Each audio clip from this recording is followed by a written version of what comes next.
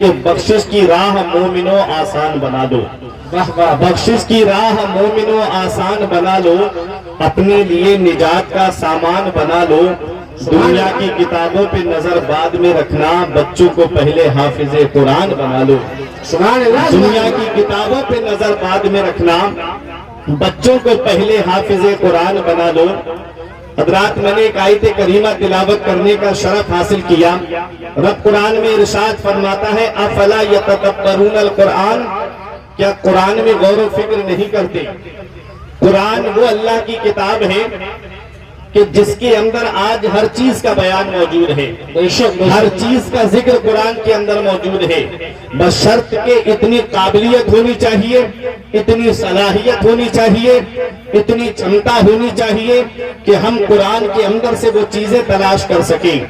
قرآن کو چھوڑ کر کے اگر انسان سوچے کہ وہ کامیاب ہو جائے، قرآن سے ہٹ کر کے انسان سوچے کہ وہ کامیاب ہو جائے تو ہرگز کامیاب نہیں ہو پائے گا۔ کیونکہ آج میں آپ کو بتاؤں، قرآن وہ اللہ کی کتاب ہے۔ آج یہ جتنی یونیورسٹیز ہیں ان کی عمر کتنی ہے؟ 500 سال سے زیادہ کسی کی عمر نہیں ہے۔ سب سے پرانی یونیورسٹی جو ہے وہ جامعہ ازہر ہے، وہ بھی پہلے مدرسہ تھا، یونیورسٹی کی شکل اب اختیار کی ہے۔ تو اس سے پہلے کوئی یونیورسٹی نہیں تھی۔ تو آپ دیکھیں، جب کوئی یونیورسٹی نہیں تھی تو کوئی آرکیٹیکٹ بھی نہیں ہوگا، کوئی انجینئر بھی نہیں ہوگا۔ لیکن آپ دیکھو، جب کوئی انجینئر نہیں تھا تب بھی تاج محل بن رہا تھا، جب کوئی انجینئر نہیں تھا تو دلی کی جامع مسجد بن رہی تھی، جب کوئی انجینئر نہیں تھا تو قطب مینار تعمیر ہو رہا تھا۔ یہ کس کی دین ہے؟ یہ کسی اور کی دین نہیں ہے، بلکہ ایک قرآن پڑھنے والے کی دین ہے۔ قرآن کے اندر ہر چیز کا بیان موجود ہے۔ حفاظ کرام کی وہ شان ہے۔ ابھی آپ تھوڑی دیر کے بعد اپنے ماتھے کی نگاہوں سے دیکھیں گے کہ قاری اجمل صاحب قبلہ کے مدرسے میں جن بچوں نے قرآن کریم کو حفظ کیا ہے اور قرآن کی عظیم دولت کو اپنے سینے میں محفوظ کیا ہے، آپ دیکھیں گے یہ حافظ قرآن کی شان۔ ایک حدیث پاک میں آپ کو بتاؤں، مدینے والے مصطفیٰ ارشاد فرماتے ہیں کہ اللہ تعالیٰ قیامت کے دن حافظ قرآن سے فرمائے گا یقال لصاحب القرآن اقرا ورتقی ورتل کما کنتا ترتل فی الدنیا۔ اللہ قیامت کے دن حافظ قرآن سے فرمائے گا تو قرآن کی تلاوت کر، ٹھہر ٹھہر کے پڑھ، آرام آرام سے پڑھ، تجوید کے ساتھ پڑھ۔ فَإِنَّ مَنزِلَكَ عِنْدَ آخِرِ آیَةٍ تَقْرَؤُوهَا، بے شک تیری منزل جنت میں تیری آخری آیت ہوگی۔ مطلب کیا ہے؟ مطلب یہ ہے کہ حافظ قرآن تلاوت کرے گا، پڑھے گا بسم اللہ الرحمن الرحیم، جنت میں ایک درجہ بلند ہو جائے گا۔ پڑھے گا الحمدللہ رب العالمین، دوسرا درجہ بلند ہو جائے گا۔ پڑھے گا مالک یوم الدین، تیسرا درجہ بلند ہو جائے گا۔ علماء کرام فرماتے ہیں پورے قرآن کے اندر 6666 آیتیں ہیں۔ جن حافظوں کو آج حقارت کی نگاہ سے دیکھا جاتا ہے، ان کا مرتبہ قیامت میں یہ ہوگا کہ وہ عام آدمی سے 6666 درجے بلند والا ہوگا۔ نعرہ تکبیر، نعرہ رسالت، مشرق اعلیٰ حضرت، اعجاز قرآن، فیضان قرآن، حافظ قرآن۔ سبحان اللہ۔ قرآن ہے کیا؟ قرآن وہ اللہ کی کتاب ہے۔ میرے آقا حضور صلی اللہ تعالیٰ علیہ وسلم نے ارشاد فرمایا ہے، آقا ارشاد فرماتے ہیں القرآن شافع و مشفع، قرآن شفاعت کرنے والا ہے اور قرآن کی شفاعت قیامت کے دن قبول کی جائے گی۔ قرآن شفاعت کرنے والا ہے اور قرآن کی شفاعت قیامت کے دن قبول کی جائے گی۔ اب قرآن جب شفاعت کرے گا تو کس کی شفاعت کرے گا؟ کیا ان لوگوں کی شفاعت کرے گا کہ جنہوں نے قرآن کو اٹھا کر کے تاک میں رکھ دیا ہے؟ کیا قرآن ان کی شفاعت کرے گا جو قرآن کو کھول کے بھی نہیں دیکھتے؟ کیا قرآن ان کی شفاعت کرے گا جو جمعے کے دن بھی قرآن کی تلاوت نہیں کرتے؟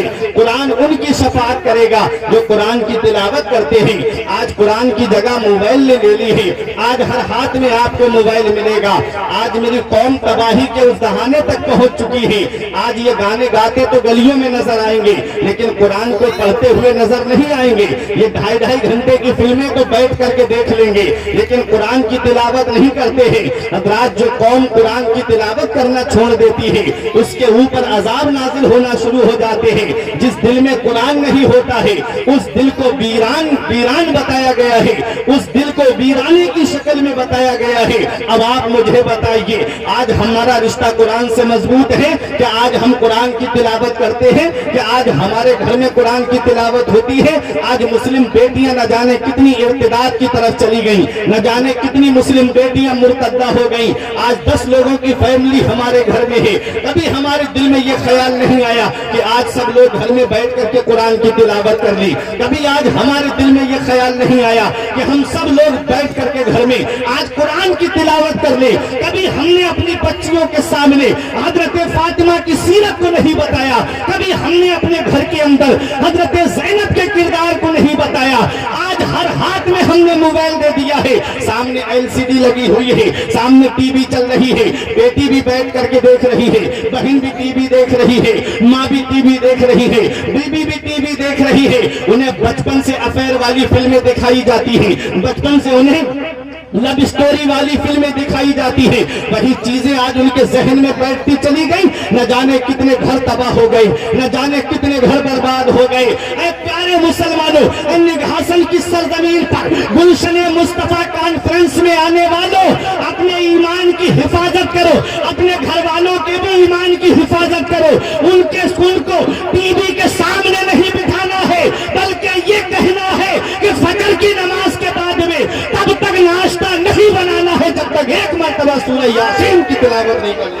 نعرے تکبیر, نعرے رسالت, مشرق اعلی حضرت, اصلاح معاشرہ, گلشن مصطفیٰ کانفرنس, جشن دستار بندی. سبحان اللہ, سبحان اللہ. دینی ماحول بناؤ اپنے گھر کا. میرے آقا فرماتے ہیں کلکم راعن و کلکم مسئول عن رعیتہ.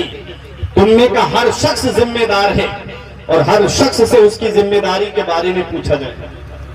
ہر شخص ذمہ دار ہے. شوہر ہے تو بیوی کی ذمہ داری اس کے اوپر ہے کہ اس کی بیوی کیا کام کرتی ہے اور کیا کام نہیں کرتی. اگر وہ نماز نہیں پڑھ رہی ہے تو بیوی سے تو سوال جواب ہوگا لیکن شوہر سے بھی پوچھا جائے گا. ہر شخص ذمہ دار ہے. باپ ہے تو بیٹوں کا ذمہ دار ہے, بڑا بھائی ہے تو چھوٹوں کا ذمہ دار ہے. ہر شخص سے اس کی ذمہ داری کے بارے میں قیامت میں سوال ہوگا. تو ہم کو چاہیے کہ ہمیں اپنے آپ کو بھی جہنم کی آگ سے بچانا ہے اور اپنے گھر والوں کو بھی جہنم کی آگ سے بچانا ہے. ان کے ہاتھ میں موبائل نہیں بلکہ سیرت فاطمہ الزہرا کی کتاب دینا ہے. ہمیں ان کے ہاتھ میں قرآن دینا ہے تاکہ وہ قرآن کو پڑھیں اور اپنے سینے میں قرآن کو محفوظ کریں. میرے آقا نے ارشاد فرمایا ادبوا اولادکم علی ثلاث خصال. اپنی اولاد کو 3 باتیں سکھاؤ. بس یہی بات بتا کے تقریر ختم کر رہا ہوں. کیا فرمایا آقا نے؟ ادبوا اولادکم علی ثلاث خصال. اپنی اولاد کو 3 باتیں سکھاؤ. حب نبیکم. سب سے پہلی بات کیا فرمائی آقا نے؟ اپنے نبی کی محبت ان کو سکھاؤ. محبت سے بولو سبحان اللہ. اپنے نبی کی محبت سکھاؤ. اب مجھے بتاؤ گلشن مصطفیٰ کانفرنس میں آنے والوں, کیا نبی کی محبت فلمیں دکھانے سے پیدا ہوگی؟ کیا نبی کی محبت انہیں گانے سنانے سے پیدا ہوگی؟ کیا نبی کی محبت انہیں گیم کھلانے سے پیدا ہوگی؟ کیا نبی کی محبت انہیں PUBG اور فری فائر گیم جیسے کھلانے سے کیا ان کے دل میں نبی کی محبت پیدا ہوگی؟ نہیں. نبی کی محبت پیدا ہوگی نبی پہ درود شریف پڑھنے سے. سبحان اللہ. نبی کی محبت پیدا ہوتی ہے نبی کی سیرت سنانے سے. نبی کی محبت پیدا ہوتی ہے اچھی آواز میں نعت نبی سننے سے. نبی کی محبت ہوتی ہے قرآن کی تلاوت سننے سے دل میں پیدا. اب مجھے بتاؤ پیارے مسلمانوں, کہ آج ہم واقعی اپنی اولاد کو یہ تربیت دے رہے ہیں؟ کہ آج ہم واقعی اپنی اولاد کو قرآن سکھا رہے ہیں؟ اگر آج ہم اپنی اولاد کو مدرسہ بھیجتے تو ہمارے مدرسے ویران نظر نہیں آتے. اگر ہم اپنی اولاد کو جو صحیح تربیت دیتے تو آج ہماری مسجدیں ویران نظر نہیں آتی. آج ہر گھر کو ہم نے سنیما ہال بنا دیا ہے. آج مسلمانوں کا حال دیکھو. ابھی ایک چند دن پہلے ایک فلم ریلیز ہوئی تھی, 3,000 کے ٹکٹ خرید کر کے مسلمان دیکھنے کے لیے گیا. افسوس ہوتا ہے اس مسلمان کی حالت پر. اگر ان کی امیری دیکھنا ہے تو ان کی شادیاں دیکھو, اگر ان کی امیری دیکھنا ہے تو ان کے شوق دیکھو, اور اگر ان کی غریبی دیکھنا ہے تو ان کے مدرسوں کو دیکھو, ان کی غریبی دیکھنا ہے تو مسجد کے اماموں کی حالت کو دیکھو. آج مدرسے ویران کر دیے گئے ہیں, آج ہم نے سنیما ہال آباد کر دیے ہیں. ان ممبئی کے گنڈوں کے پیچھے ہم پڑ گئے جو ہمارا نام تک نہیں جانتے, جو ہمارے بارے میں نہیں جانتے. ارے اس نبی کی بارگاہ سے رشتہ جوڑ لو. جو نبی پیدا ہوا تو ہم گناہگاروں کو نہیں بھولا, ہم نبی معراج کو تشریف لے جا رہا ہے تب بھی ہم گناہگاروں کو نہیں بھول رہا ہے. اور جب آقا کو قبر انور میں اتارا گیا, ایک صحابی نے دیکھا آقا کے لب مبارک ہل رہے تھے, کان لگا کر کے سنا تو ایک کو آپس میں صحابہ بات کرنے لگے. کوئی کہہ رہا تھا حضور اپنے والد کو یاد کر رہے ہوں گے, کوئی کہہ رہا تھا اپنی ماں آمنہ کو یاد کر رہے ہوں گے, کوئی کہہ رہا تھا اپنی بیٹی فاطمہ کو یاد کر رہے ہوں گے. حضرت عمر فاروق اعظم نے فرمایا اس وقت میرا نبی نہ اپنی ماں آمنہ کو یاد کر رہا ہے, نہ اپنی بیٹی فاطمہ کو یاد کر رہا ہے. اس وقت میرا نبی اپنی گنہگار امت کو یاد کر رہا ہے. میرا ایمان پکار کے کہتا ہے جو نہ بھولا آج تک ہم غریبوں کو رضا, جو نہ بھولا آج تک ہم غریبوں کو رضا, یاد اس کی اپنی عادت کیجئے, کیجئے چرچا انہی کا صبح و شام, جانے کافر پر قیامت کی. نعرے تکبیر, نعرے رسالت, مشرق اعلیٰ حضرت, خاندان مصطفیٰ, عظمت مصطفیٰ, گلشن مصطفیٰ کانفرنس. سبحان اللہ. تو اس نبی کی بارگاہ سے رشتہ مضبوط کرو جو نبی تم کو ہر وقت یاد کرتا تھا. حضرت عائشہ صدیقہ رضی اللہ تعالی عنہا کا بیان ہے, کہتی ہیں میں نے دیکھا کہ آقا جب عشاء کے بعد کھڑے ہوتے تھے تو پائے مبارک پہ ورم آ جاتا, سوج جاتے تھے, کبھی کبھی پنڈلیاں مبارک شک ہو جاتی تھی, ان سے خون بہنے لگتا تھا. حضرت عائشہ صدیقہ نے عرض کیا حضور آپ اتنی کیوں رات بھر قیام کیوں کرتے ہیں؟ تو میرے آقا نے فرمایا کیا میں اللہ کا شکر گزار بندہ نہ بنوں؟ اللہ اکبر. رو رو کے میرے آقا اپنی امت کے لیے بخشش کی دعا مانگتے تھے, رو رو کے میرے آقا اپنی امت کے لیے بخشش کی دعائیں کرتے تھے. آج اس نبی کی بارگاہ سے رشتہ ہم نے کمزور کر لیا, آج غیروں کے طریقوں کو ہم اپنانے لگے. آج ہمارے چہرے اس لائق نہیں کہ ہم اپنے نبی کے سامنے کھڑے ہو سکیں, ہمارا لباس اس لائق نہیں کہ ہم اپنے نبی کے سامنے کھڑے ہو سکیں. موت کا کوئی بھروسہ نہیں ہے, پتہ نہیں یہ دنیا کب چھوڑ کے ہمیں جانا پڑ جائے. کہیں ایسا نہ ہو اب تو اچانک موتیں آ رہی ہے, کہیں ایسا نہ ہو کہ شام کو بغیر نماز پڑھے سو گئے اور آنکھ قبر میں جا کر کے کھلی. تو مجھے بتاؤ کون ہے جو قبر میں تمہارے کام آئے گا؟ جہاں باپ بیٹے کا ساتھ چھوڑ دیتا ہے, جہاں بھائی بھائی کا ساتھ چھوڑ دیتا ہے, جہاں ماموں بھانجے کا ساتھ چھوڑ دیتا ہے, جہاں بھانجا ماموں کا ساتھ چھوڑ دیتا ہے, ارے جہاں باپ بیٹے کا ساتھ چھوڑ دیتا ہے, بیٹا باپ کا ساتھ چھوڑ دیتا ہے, جہاں باپ کام نہیں آتا ہے وہاں رسول پاک کام آتے ہیں, وہاں دونوں عالم کے مالک و مختار کام آتے ہیں. میرا ایمان پکار کے کہتا ہے قبر میں لہرائیں گے تا حشر چشمے نور کے, قبر میں لہرائیں گے تا حشر چشمے نور کے, جلوہ فرما ہوگی جب طلعت رسول اللہ. سبحان اللہ, واہ واہ واہ, سبحان اللہ, سبحان اللہ. جلوہ فرما ہوگی جب طلعت رسول اللہ کی, تو اپنا رشتہ نبی کی بارگاہ سے مضبوط کر لو. میرے آقا فرماتے ہیں حب نبی کن, اپنی اولاد کے دل میں نبی کی محبت ڈال دو, اپنی اولاد کے دل میں نبی کا پیار ڈال دو. جس کے دل میں نبی کی محبت ہوتی ہے, جس کے دل میں نبی کا پیار ہوتا ہے, وہ اپنے ایمان کا سودا نہیں کرتا ہے. آپ کہو گے مولانا کوئی دلیل, تو آؤ حضرت عمار ابن یاسر کی ایک روایت آپ کو سنا دوں. یہ علماء کرام تشریف فرما ہے, آپ کے نگہسن کے قرب و جوار کے علماء کرام منبر نور پہ تشریف فرما ہے. ان سب کی دعائیں لے کر کے میرے آقا سے محبت کا ثبوت میں آپ کو پیش کر دوں.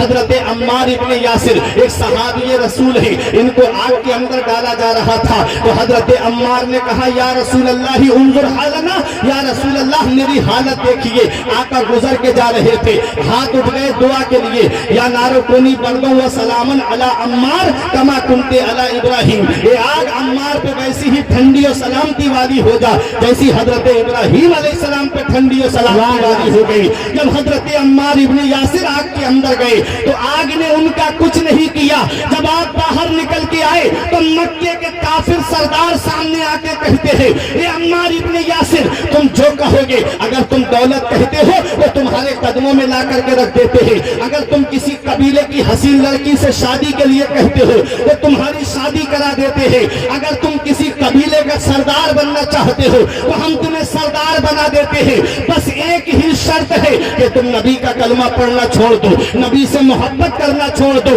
हजरत अम्मार इब्ने यासिर जवाब देते हैं, ए मक्के के काफिरों सुन लो, अगर सारी दुनिया की दौलत ला करके मेरे कदमों में रख दोगे तब भी मैं अपने नबी से मोहब्बत करना नहीं छोड़ सकता, तब भी मैं अपने नबी से प्यार करना नहीं छोड़ सकता। बरेली के इमाम की नजर पड़ी तब बरेली से पुकार के कहते हैं, उनका मंगता पांव से ठुकरा दे वो दुनिया का ताज, उनका मंगता पांव से ठुकरा दे वो दुनिया का ताज जिसकी खातिर मर गए मुनीम रगड़ कर एड़िया, ताकि रूहुल कुद्स के मोती जिसे सजदा करे रखती है कितना वकार अल्लाहु अकबर। नारे तकबीर, नारे रिसालत, मसलके आला हजरत, फैजाने आला हजरत, इश्क़े मुस्तफा, गुलशने मुस्तफा कॉन्फ्रेंस। हुब्बे नबी आका फरमाते अपने नबी की मोहब्बत औलाद के दिल में डाल। दूसरी बात आका फरमाते हुब्बे अहले बैती, मेरे अहले बैत की मोहब्बत उनके दिल में डाल, मेरे अहले बैत का प्यार उनके दिल में डाल दो। नबी की मोहब्बत जहन्नम से बचाती है, अहले बैत की मोहब्बत जहन्नम से बचाती है। अब तीसरी बात जो आका ने फरमाई उस पे हर एक को अमल करना है। आका फरमाते हैं वक़िरातिल कुरान, और अपनी औलाद को कुरान पढ़ना सिखाओ, अपनी औलाद को कुरान की तालीम दो। इमाम गजाली फरमाते हैं अगर औलाद को कुरान की तालीम नहीं दी तो ये औलाद कयामत में अपने बाप को पकड़ के लाएगी रब की बारगाह में और कहेगी, मेरे मौला, मेरा बाप मुझे भूखा रखता ये गवारा था, इसने मुझे कुरान की तालीम नहीं दी, जिसकी वजह से मैं जायज और नाजायज को नहीं समझ पाया, हलाल और हराम में तमीज नहीं कर पाया, जिसकी वजह से आज मैं जहन्नम में जा रहा हूँ। मैं तन्हा नहीं जाऊंगा, अपने बाप को जहन्नम में साथ लेकर के जाऊंगा। अल्लाहु अकबर। आज हम सोचते हैं कि हमारा बेटा इंजीनियर बन जाए, डॉक्टर बन जाए, प्रोफेसर बन जाए। एक साहब थे, मुझसे कहते थे, मौलाना जितने तुम पूरे साल में पैसे कमाते हो उतना मेरा बेटा एक महीने में कमा के लाता है। मैंने कहा अल्लाह का शुक्र अदा करो, दौलत उसी रब ने दी है, पैसा उसी रब ने दिया है, सरमाया उसी रब ने दिया है, उसकी पकड़ से डरो। इन्ना बत्श रब्बिका लशदीद, तेरे रब की पकड़ बहुत सख्त है। जब अल्लाह पकड़ता है तो कोई छुड़ाने वाला नसीब नहीं होता। आज उलमा और हुफ्फाज को हिकारत की निगाह से देखा जाता है। क्यों? क्योंकि मौलवी के करीब होने का मतलब है कि ये रसीद लेके घर आ जाएगा, मौलवी के करीब होने का मतलब है कि ये चंदा मांग लेगा, मौलवी के करीब होने का मतलब ये है कि ये कहीं हमसे जो है वो पैसे ना मांग ले चंदे के लिए, कहीं मदरसे के लिए पैसे ना मांग ले। एक आदमी भी कोई मुझे ये बता दे खड़े होकर इतने बड़े मजमे में कि किसी आलिम या हाफिज ने अपने लिए कहा हो कि मेरे घर में नल खराब हो गया है, मुझे चंदा दे दो, मैं घर का नल संभलवाऊंगा। क्या बात है? एक आदमी भी मुझे ये बता दे, कोई ये कहे कि मेरे घर में जो है वो चारपाई टूट गई है, मुझे पैसे दे दो, मैं चारपाई संभलवाऊंगा। कभी नहीं। अगर आलिम या हाफिज मांगता है तो अल्लाह के घर के लिए मांगता है, रसूलुल्लाह के घर के लिए मांगता है। क्यों?